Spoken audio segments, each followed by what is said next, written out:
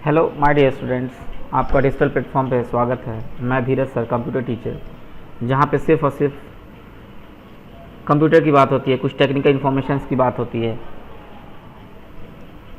तो आज हम डिस्कस करेंगे माइक्रोसॉफ्ट कंपनी के विंडोज़ 10 के कुछ नए फीचर्स के बारे में।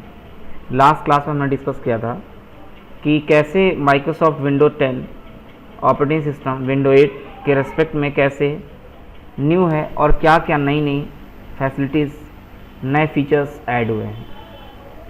तो लास्ट क्लास में हमने देखा था कि सबसे पहले हम बात करें स्टार्ट मेन्यू की। कल जैसे हमने बात की थी, स्टार्ट मेन्यू हमारा जैसे विंडो 7 में था, विंडो 8 में नहीं था।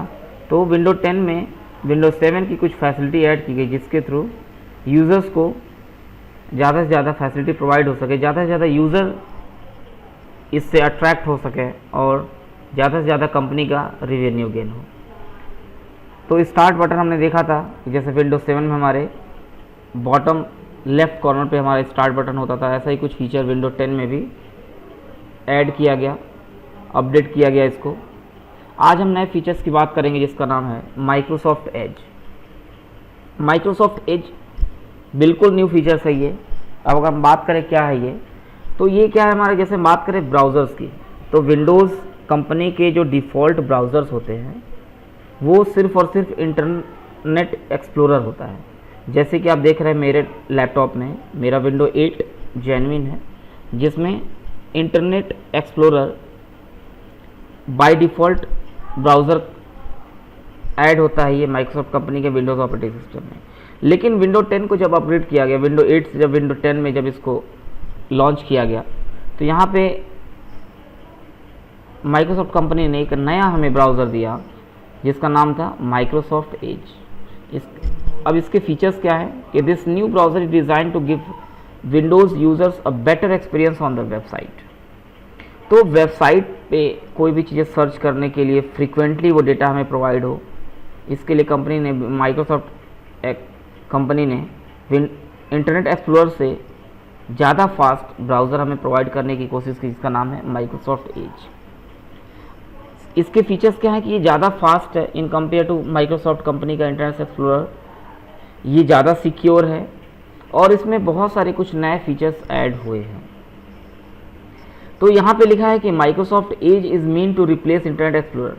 इसका ये मतलब था कि जो पुराने ऑपरेटिंग सिस्टम्स थे माइक्रोसॉफ्ट कंपनी के, उसमें जो डिफ़ॉल्ट जो ब्राउज़र आता था इंटरनेट एक्सप्लोरर, उसको रिप्लेस करने की कोशिश की गई। किसके थ्रू? माइक्रोसॉफ्ट एज ब्राउज़र के थ्रू। लेकिन ऐसा नहीं है कि ये विंडो 10 में आपको इंटरनेट एक्सप्लोरर नहीं मिलेगा, आपको माइक्रोसॉफ्ट एज ही मिलेगा। ये प्रेफरेंस पे ऊपर डिपेंड करता है। प्रेफरेंस आप क्या, यूज़र्स क्या प्रीफर करता है, वो चाहता है कि इंटरनेट एक्सप्लोरर को एक्सेस करना या माइक्रोसॉफ्ट एज को एक्सेस करना ब्राउज़र को, तो it depends on the users. He may switch from the Internet Explorer to Microsoft Edge and Microsoft Edge to Windows Internet Explorer. तो ये ब्राउज़र की बात थी। तो ब्राउज़र क्या होता है? जहाँ पे हम कोई भी इंफॉर्मेशन को सर्च करते हैं। सबसे पहले हमें कोई भी इंफॉर्मेशन अगर हमें सर्च करना है तो हमारे पास क्या होना चाहिए? ब्राउज़र होना चाहिए। ब्राउज़र एक एप्लीकेशन सॉफ्टवेयर है जिसके थ्रू हम किसी भी इंफॉर्मेशन को हम एक्सेस करते हैं इंटरनेट पे। बिना ब्राउज़र के हम एक्सेस नहीं कर सकते। यानी इंटरनेट अगर मुझे एक्सेस करना है, इट मीन्स कि we must have a browser.